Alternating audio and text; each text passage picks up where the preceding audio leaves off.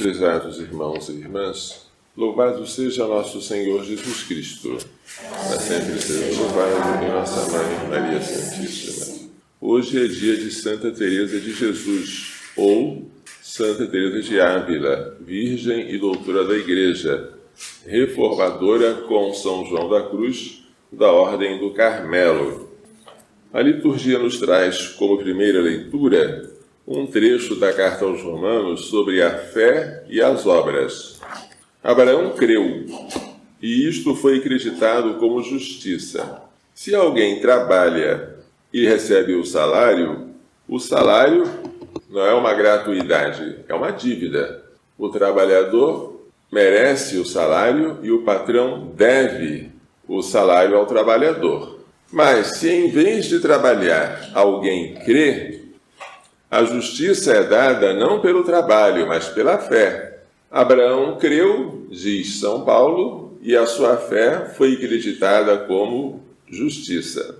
Assim, a nossa justificação, a passagem do pecado para a graça, se dá porque nós cremos, mas não se dá porque antes da justificação nós fizéssemos obras boas, porque o homem, antes de se tornar justo, o homem em pecado, não é capaz de merecer a justiça. Depois, porém, que ele já foi justificado, que ele já está em estado de graça, não só ele pode, mas ele deve praticar boas obras. Neste segundo estado, a fé sozinha, sem obras, é morta. Esta é a chave para entendermos a diferença de tratamento do assunto que dá São Paulo, que diz o homem é justificado pela fé sem as obras, e o que diz São Tiago, a fé sem obras é morta. O Salmo 31 canta a alegria daquele que foi perdoado. Feliz o homem que foi perdoado e cuja falta foi encoberta.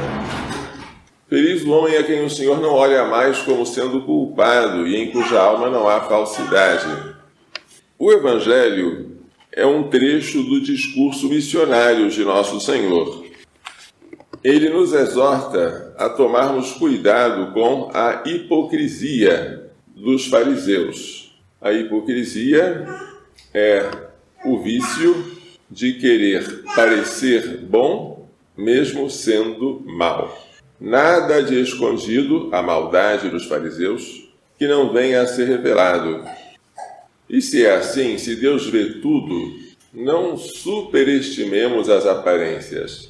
Elas são boas, mas não são o essencial. O homem vê as aparências, Deus vê o coração. Assim falou o Senhor a Samuel, quando ele pensava que o escolhido do Senhor fosse o filho mais velho de Jessé. Não, foi o pequenino Davi. Tudo o que tiveres ouvido na escuridão será ouvido à luz do dia. O que tiverdes pronunciado ao pé do ouvido será proclamado sobre os telhados. Isso faz lembrar um episódio da infância da nossa santa, que resolveu fugir de casa para pregar aos mouros e para morrer mártir. Evidentemente, ela não conseguiu, mas isso nos mostra o quanto ela era impetuosa. Ela disputaria com todos os luteranos e daria a sua vida nem que fosse para converter um único protestante. O protestantismo era uma heresia nova na época dela, no século XVI. Não tenhas medo daqueles que matam o corpo e não podem matar a alma. Santa Teresa dizia, morro porque não morro. Eu morro porque não consigo morrer. Para ela não era a morte que causava pavor, mas o continuar vivendo sem estar morrendo. O Senhor preparou para ela um anjo que atravessou com um dardo cheio de fogo o seu coração. Era uma transverberação do coração. Ela sentiu dor, mas também sentiu uma doçura. É um presente que Deus reservou para ela a fim de torná-la totalmente unida a Ele. Com a ajuda de São João da Cruz, ela conseguiu reformar a comunidade carmelita, ela a ala feminina, ele a ala masculina, fazer com que eles tivessem o primitivo fervor do Carmelo e que os abusos, o relaxamento que estava entrando naquela ordem fosse extirpado. Isso custou a ambos muitas incompreensões. Foi necessário que a ordem se dividisse, carmelitas calçados e carmelitas descalços. Foi necessário que São João da Cruz fosse colocado em um calabouço e lá ficasse durante meses numa cela, sofrendo por não aceitar o regime laxo do seu convento. Mas Deus protege os seus escolhidos.